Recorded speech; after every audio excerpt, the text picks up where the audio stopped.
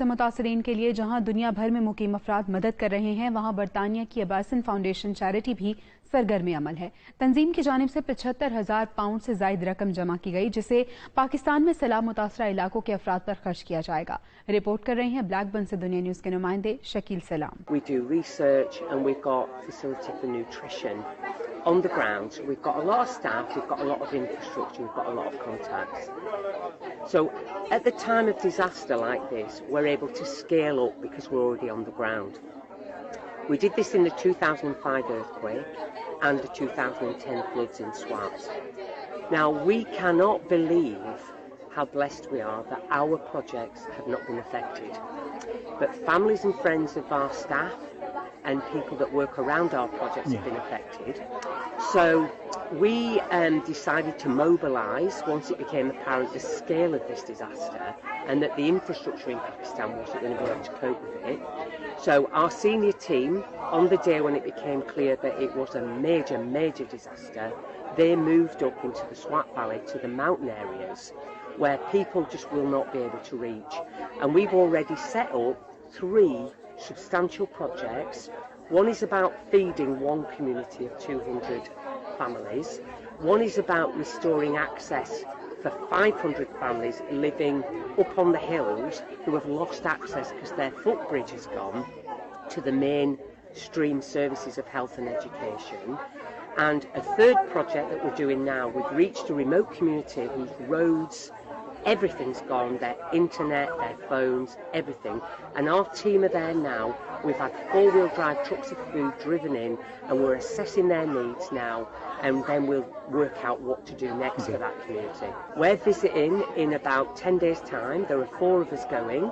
We'll be visiting all of these projects, and we actually, it's important that I tell you this, all that is at personal private expense. We're taking no funds out the relief money or the charity, and we'll be going to assess the needs because this is not a short-term project.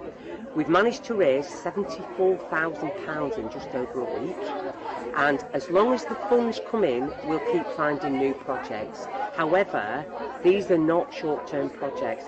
Once we've helped these communities to survive the emergency. Pakistan with Helen, Inayat and Nicola. We're going to the new project areas of Uttaror and to the Swat valleys.